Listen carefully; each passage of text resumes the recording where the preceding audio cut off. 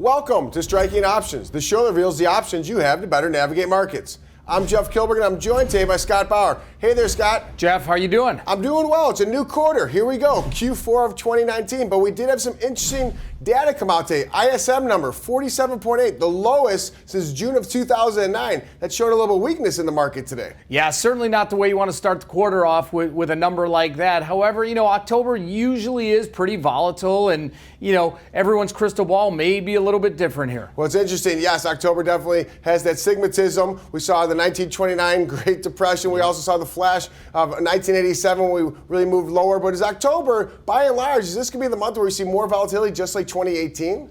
I think we see the same as what we've seen throughout the rest of the year here. I don't think we're going to see excessive volatility, but I also think it's going to stay just in the area we're at. We have big earnings season coming up right now, which could lead the market one direction or the other into the rest of the quarter. All right, great point. It sounds like we have to buckle our chin strap regardless. Right. Absolutely. All right, let's get into this first lightning round. You ready? All right.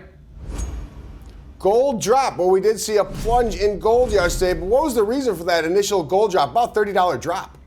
Yeah, you saw the market here, you saw the stronger dollar, and that's really what I was focusing on. And, to me, that really looks like it could be a buying opportunity. Well, when you talk about buying opportunity, what type of trade example would you embrace? Because we did see it fall from $1,500 all the way down to $1,470, but it seems like that $1,500 level has been quite the magnet. It really has been. So I'm looking at buying the October week 2 $1,500, $1,530 call spread. And buying this call spread costs an investor about $600 or so, and this expires on Friday, October 11th. Well, this makes sense. Gives you a little bit of time going out to October 11th. The December futures in the underlying futures contract was trading about $14.86, but that at-the-money volatility only at about 15%. Not too expensive of a premium to purchase. No, we've definitely seen it higher in the last few months or so. All right, I like that, Scott. And please remember, these are trade examples, not trade recommendations. Let's move into the second lightning round. All right. Risk on. Well, after the ISM number, not necessarily sure, but it is interesting to see Q4. If we do see some type of trade tariff conversation, will we continue to see risk on and people put money into the market?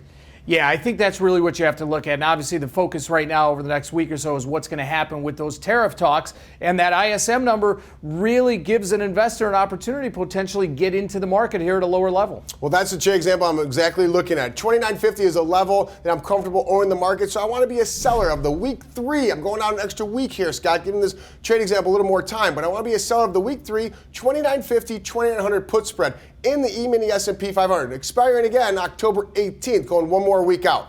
Great, and this spread will collect about 12.5 ticks, so the spread allows a trader to collect $628, and the December futures are the underlying here, and they're trading around 29.67.5 with at-the-money volatility about 15.46. And we talk about understanding why to sell a put spread, why to buy a put spread. In this example, we're seeing premium a little bit elevated today, so we're taking advantage of selling that premium, that 29.50. It's not at the money, but it is closer because I'm comfortable with owning that 29.50, Scott. Right, and that elevated premium, like you says, lets an investor collect more money up front. Now, if you want to utilize the micro E-mini S&P 500s, maybe 29.50 is where you have a limit order to capture some type of movement overnight. As you do know, Scott, the micro E-mini futures contracts are open about 23.5 hours a day. And that's a real great tool for investors to go to. All right, Scott. Well, thanks as always for coming on to Striking Options, and please tune in every week as we will continue to strike options.